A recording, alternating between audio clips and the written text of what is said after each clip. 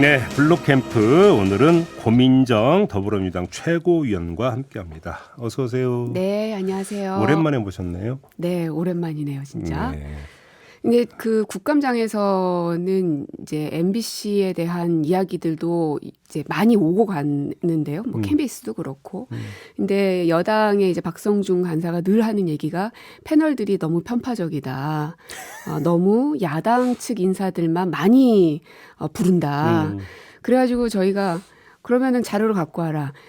교수나 여야를 구분할 수 없는 사람들은 할 수가 없으니까 현직이든 전직이든 의원들 숫자만 갖고 오라 해서 딱 봤더니, 왜냐하면 MBC에 대한 비판을 하도 많이 하길래 딱 봤더니 여당 측 그 의원들이 더 많은 거예요. 그래가지고 우리가 막 뭐라 했더니 이런 식으로 편파적으로 저희 하냐. 프로그램?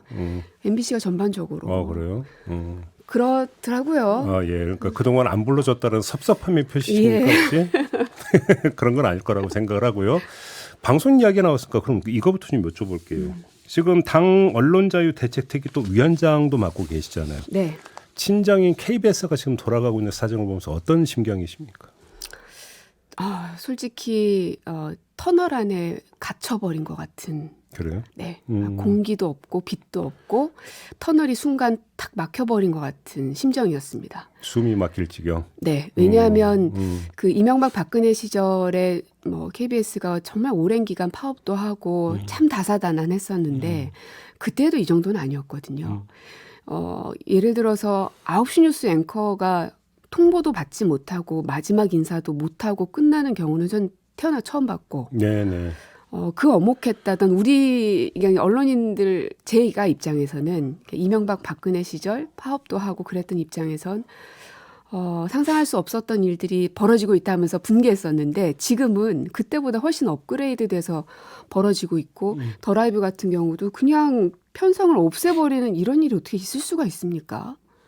그러니까 최소한 법을 지키려는 척이라도 좀 해야 하는데 지금 박민 사장, 방통위 이동관 위원장, 윤석열 정부 하는 것들을 보면 영구 집권할 것 같은 사람들의 행태들이 자꾸 보여요. 영구 집권할 것 같은 사람들? 네. 그러니까 누구든 정권은 유한할 수밖에 없지요. 5년마다 바뀌니까. 그러면 여기에 대한 이 죄의 대가를 다시 물을 수밖에 없을 텐데. 정권이 바뀌면 네. 왜 그런 걸 고려하지 않느냐? 네. 그냥 영원히 자기들이 다 모든 걸 할 수 있을 것처럼 하는 그런 독단 때문에 국민들도 그런 폭주의 비판을 하시는 거고요. 그나저나 지금 이동관 방통위원장 탄핵소추 문제 있잖아요. 네. 지금 뭐 이제 그 지금까지 알려진 바로는 이달 30일하고 다음 달 1일로 예정된 본회의에서 처리할 거다. 네. 이게 이제 일반적으로 쫙 돌았던 얘기인데 본회의가 열릴지 말지 약간 불투명하다는 얘기가 지금 나오던데. 그러니까 늘 약속을 깨는 버릇이 있는 국민의힘 때문입니다. 이미 오늘도 원래 본회의가 되기로 약속이 돼 있었습니다. 오늘도? 예, 23일 본회의. 예. 그리고 다음 주에 있는 30일 1일 본회의. 네. 약속이 돼 있었고 모든 의원들은 여야 간에 합의가 된 공문을 받았고 그래서 모든 의원들은 핸드폰 안에 스케줄을 다 그렇게 잡아놨습니다. 이미. 예. 근데 그게 합의가 된 것이 아니다. 그러면 기존에 있었던 합의는 뭡니까? 매번 합의를 파기하고 하는 것이 국민의힘의 마치 특기인 것 같아요. 그러면 아무튼 못 열릴 가능성이 높다는 아니요. 저희는 말씀? 무조건 열어야 된다고 생각합니다. 그래요? 왜냐하면 열기로 여야 간의 합의에 의해서 날짜가 정해져 있기 때문에 예. 의장께서도 이거는 열어주셔야 될 책임이 있다고 보는 거고요. 그리고 지금 예산안 처리 법정 시한이 어차피 12월 2일 아닙니까? 맞습니다. 그러니까 그 전에는 무조건 열어야 된다. 그렇죠. 그것도 있고 지금 이제 헌재 소장 임명 동의안도 처리를 해야 될 거거든요. 인사청문회가 끝났기 때문에. 예. 그래서 여당이 후보에 대해서 헌재 소장 임명을 거부하는 게 아니라면 왜냐하면 지금 계속 공석으로 둘 수 없지 않습니까? 예. 그걸 위해서라도 본회의는 당연히 열어야죠. 그럼 만약에 본회의를 거부한다면 그건 이동관 방탄이다 이런 말씀이신가요? 네. 그래서 저는 이동관 하나를 지키기 위해서 이렇게 온 정부와 대통령까지 이 난리를 펴야 될 일인가. 그러니까 그 정도로 언론과 방송에 대한 욕망이 크구나 하는 생각밖에는 안 듭니다. 알겠습니다. 그 국회 장면을 보면은 의원님하고 이동관 위원장 간의 설전도 참 여러 번 연출이 됐던데 그럼 네. 공개된 회의장 말고 네. 복도나 이런 데서 마주칠 수도 있잖아요. 좀 대화는 안 나눠보셨나요? 전혀 안 마주칩니다. 아마 그분도 절 피하려고 하실 테고. 아, 그래요? 예, 껄끄럽잖아요. 그래요. 아무래도. 알겠습니다. 다음 문제로 좀 넘어갈게요. 어제 그 민주당이 최강욱 전 의원에 대해서 당원권 정지 6개월 비상징계를 내렸습니다. 네. 최고위원 회의에서 지금 결정을 한 거잖아요. 예, 예. 과정을 좀 잠깐 말씀해 주실 수 있나요? 이제 당일날 사건이 터졌고 거기에 대해서 이제 사무총장이 빠르게 대처를 했습니다. 입장을 냈지요. 사과하고 잘못된 것이다라고. 매우 잘못된 일이다라고 했죠. 맞습니다. 예, 예. 그럼에도 불구하고 국민들께서는 거기에 충분하지 않다라는 이제 반응들이 있었고 네. 그런 거라면 공당으로서는 마땅한 수준의 무언가 행위를 하지 않을 수 없는 상황이었고요. 그래서 그 다음 날 아침에 최고위원 회의에서 이 사안을 어떻게 처리할 것인가. 근데 이제 저는 이게 그러니까 온정주의 또 개인적 감정을 일에 투여해서는 안 되지요. 네. 그러나 이제 개인적으로는 워낙 제가 좋아하는 선배고 청와대에서 같이 일하기도 아, 했던 맞아요. 사이라서 예. 결정하는 게 정말 괴롭긴 했지만 그래도 국민들 앞에서 온정주의로부터 벗어나겠다고 약속한 바가 있었기 때문에 최대한 거기에 맞춰서 가야 되는 게 우리 민주당이 해야 될 일이다. 그래서 어렵지만 그렇게 결정을 했습니다. 근데 또 일각에서는 그 자리에 함께 있으면서 웃었던 다른 의원들은 왜 징계 안 하냐 또 이런 목소리가 나오던데. 근데 그렇게 이제 따져 들어가기 시작하면 네. 그 현장에 누구가 있었나. 예.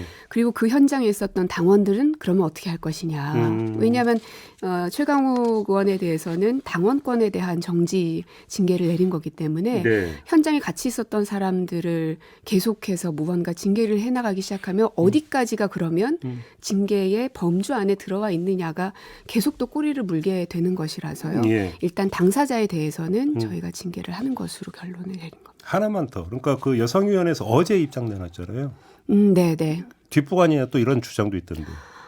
사실은 그 첫날 당일날부터도 여성위원회 측에서도 계속해서 이제 지도부한테 요구를 했고, 아, 그랬어요? 예. 그리고 이제 제가 여성 의원이지 않습니까? 예, 그러니까요. 그래서 어떤 분들은 저한테도 왜 입장을 내지 않느냐고 얘기를 하시는데, 예. 제가 만약에 그냥 일반 의원이었더라면 입장을 내는 게 맞을 텐데, 저는 결정하는 위치에 있지 않습니까? 최고위원이니까. 네. 그래서 결정을 이끌어내는 게 더 중요하지 재정치하자고 입장 하나 내서 그거는 저는 별로 올바른 방향은 아닌 것 같아서 결정을 그렇게 만들게끔 하는 게 더 중요하다고 생각했습니다. 아무튼 그럼 다음 날부터 여성의원들이 입장을 계속 그 당 지도부에 네, 이미 비공개적으로는 비공개로 계속 예, 제기를 했었다. 네. 이런 말씀이시고. 알겠습니다. 그 지금 본회의 통과했던 노란봉투법 네. 그리고 방송 3법 지금 그 유럽에서 돌아오면 다음 주 28일에 윤석열 대통령이 국무회의에서 거부권을 행사할 것이다라는 지금 이야기가 나오고 있다고 하는데 아마 거부권 행사는 이미 뭐 예고가 됐었던 부분이니까 그 뒤에 어떻게 할 건지 혹시 당 대책이 좀 논의가 됐습니까? 글쎄 저는 대통령께서 지금까지 해오던 그 행위들을 보면 네. 그냥 거기에서 하실 것 같아요. 굳이 여기 돌아와서 유럽 출장 중에 까지 열어서 하지 않고 예. 그냥 왜냐하면 부담스러우니까요. 여기 오면 예. 차라리 거기 있을 때 전자결제 방식으로도 뭔가 그런 행위를 하지 않을까. 저희는 뭐 그렇게까지도 생각을 하고 있는데요. 참 슬픈 게 습관성 거부권을 너무 남발하고 있다. 그러니까 대통령이 거부권을 행사하는 거는 임기 중에 한 번, 두 번 있을까 말까 할 것이 우리의 상식이죠. 그러나 지금은 국민의힘 의원들조차도 거부권을 대통령에게 요구할 거다. 제안 드릴 거다. 저는 그렇게 말하는 국회의원들은 다 배지 떼야 된다고 생각해요. 그럼 스스로 입법권자로서의 권위와 권한들을 다 내팽개치겠다는 거거든요. 왜 좀 반대했다 이렇게 주장하는 거죠. 법안 처리 때. 그러면 국회 안에서 어떻게 해서든 협상을 이끌어냈어야죠. 야당을 어떻게든 설득을 하든 아니면 노란봉투법에 해당되는 노동자들 혹은 이걸 비판하는 시민사회 단체들 어떻게든 설득해야죠. 그러라고 정치가 있는 것이지 무자르듯이 할 거면 왜 정치가 있습니까? 쌍특검도 지금 그 처리가 예고가 돼 있잖아요. 예. 이 두 개도 다 거부권 행사할 거라고 전망하세요, 의원님? 그렇게 되면 더 늪으로 빠져들 겁니다. 그래요? 특히나 여사에 대한 특검이기 때문에 예. 가족을 감싸고 도는 대통령으로 인식되는 것이 예. 정권에게는 굉장히 안 좋습니다. 그게 꼭 김건희 여사라는 특정 인물이어서라기보다는 네. 통상 모든 정권들이 가족의 비리 혐의들을 그 대통령이 그것을 감쌌을 때 같이 발목 잡혀서 늪으로 빠져드는 현상은 훨씬 더 가속화되거든요. 근데 바로 이 지점에서 다시 최강욱 전 의원의 암컷 발언을 한 번만 다시 소환을 하면 김건희 특검 처리가 예고되어 있는 상태에서 이 발언이 나왔고 이게 논란이 돼버렸단 말입니다. 상관성이 전혀 없다고 보십니까? 뭐 비상징계를 했기 때문에 이걸 다 상황 종료됐다고 생각을 하세요? 그러니까 최강욱 의원님이 그런 발언을 한 이유가? 아니요. 그 발언의 의도와 무엇이든지 간에 여파의 측면에서. 그럴 수도 있겠죠. 그러나 그 대상이 김건희 여사였든 혹은 다른 사람이었든 네. 저는 누가 됐든 부적절한 얘기라고 물론이죠. 생각합니다. 그러니까요. 네. 당내 사정에 관한 질문 좀 드려야 되는데요. 네. 이상민 의원 있잖아요. 네. 당 안에서 이거 어떻게 지금 그 인식하고 있는지 궁금한데 떠날까라고 다들 그렇게 보고 있습니까? 의원님들도? 이미 본인께서 너무 당당하게 얘기를 하고 계시잖아요. 그래서 나를 내보내달라, 등 밀어달라고 계속 얘기를 하고 계시잖아요. 솔직히 그러니까 국민의힘에 무슨 회의에 가셔가지고 뭐 발제도 하고 이런 행위가 있기 전까지는 네. 제가 라디오 인터뷰에 나와서도 이혼을 하더라도 우리가 마지막 조정 기간도 있다. 숙려 기간. 예, 끝까지 설득하고 해야 한다라고 말씀을 드렸는데 이상민 의원께서 최근 하시는 발언과 행동들을 보면 네. 내 발로 걸어나가는 것보다 잘려서 나가는 게 더 좋다라고 판단하시는 사람의 모습 같습니다. 그래서 거기에 대한 실망이 지도부로서라기보다는 예. 초선 의원으로서 중진 민주당에 오랫동안 몸담았던 선배 의원을 바라보는 그 착잡함이 너무 큽니다. 당이라는 게 그렇게 오랫동안 이 뼈를 묻어서 같이 해왔던 곳을 그렇게 한순간에 내팽개칠 수 있는 것인가. 헌신짝이다 이렇게 되라고 생각하십니까? 네. 거기에 대한 실망감이 저는 개인적으로는 초선으로서 좀 큽니다. 그러면 떠날 거면 하루라도 빨리 떠나라 혹시 이런 입장이실까요? 아니요. 뭐 지금도 여전히 떠나지 않기를 바랍니다. 네. 그리고 민주당에 대한 과도한 혹은 왜곡된 그런 말씀들은 하지 않으셨으면 좋겠고 예. 뭐 초선으로서 민주당에 몸담고 있는 저희라고 100% 민주당 하는 일이 모두 다 마음에 들겠습니까? 안 맞는 것도 있지요.